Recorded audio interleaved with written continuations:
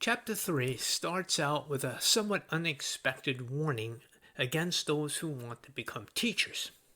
Now, you might expect that James would encourage members of the church to become teachers and pastors, but instead, he warns that if you decide to become a teacher, you're going to be judged more harshly and more strictly. James is probably using here what's called the divine passive tense, which means that the intended judge here is God. Now, teachers would include, of course, Bible study teachers, as well as pastors who teach through their sermons or their classes. I would even extend this to authors, since this is also a form of teaching. This would obviously include myself, since I am an author and I also teach through social media. So I take this verse very seriously, and I teach with the knowledge that I will be judged more harshly. But I believe that someone has to step up to tell the truth about the gospel. And I just can't be quiet when I hear all the misguided teaching about the Bible that takes place today.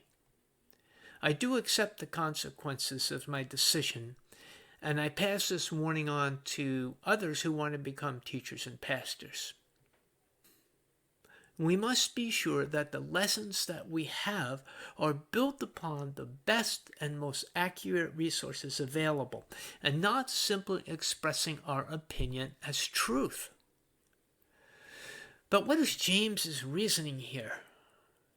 He says that it's because no one is perfect, and we all make mistakes. The one who is perfect is then able to control his entire body. So the question he kind of asks us is, what guides you through life? And that's kind of a meditative question that we need to think about. What is our guide through our life? James makes references to horses and ships that are great in size, but easily led by something much smaller.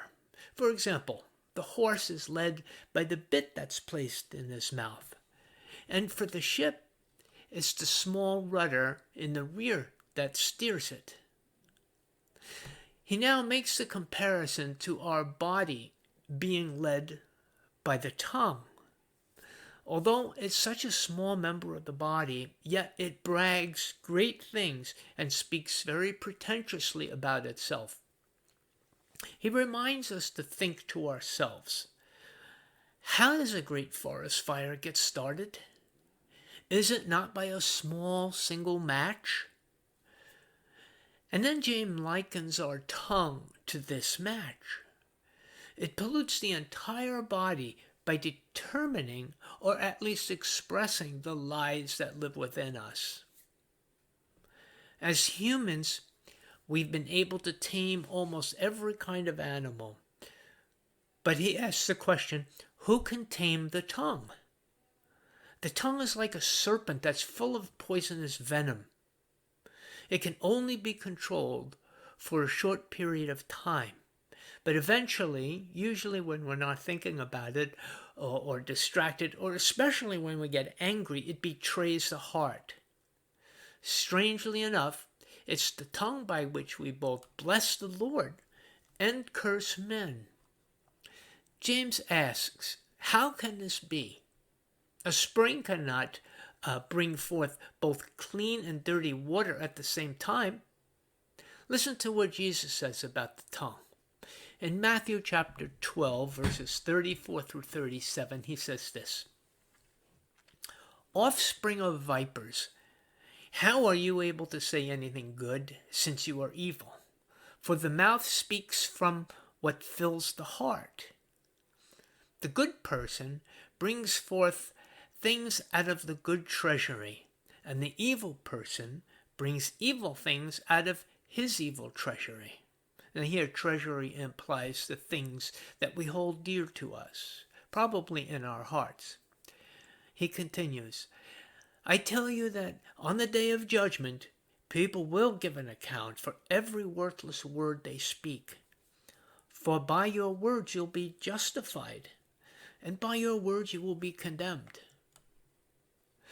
So we find James is once again right in harmony with Jesus, his teachings.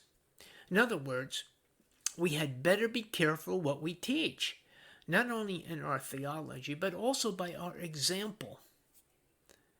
If you don't know something to be true, you shouldn't be preaching it or teaching it or even speaking it to others, at least without telling them that this is only speculation. After all, what if the apostles and the early disciples thought so little of making up stories or passing along rumors and lies? How could we believe that the gospel story was true? So the integrity of the gospel is only as good as the integrity of the one preaching it. This has really been the unbeliever's criticism of the gospel over many years. Lies, jealousy, and selfishness that's in our hearts do not come from the wisdom of God, but from something demonic, James tells us. Such lies are the foundation of chaos or disorder or confusion. God is a God of order, not of chaos. God's order is wisdom that is peaceable, gentle, accommodating. It's merciful, and it bears good fruit. It's impartial and certainly not hypocritical.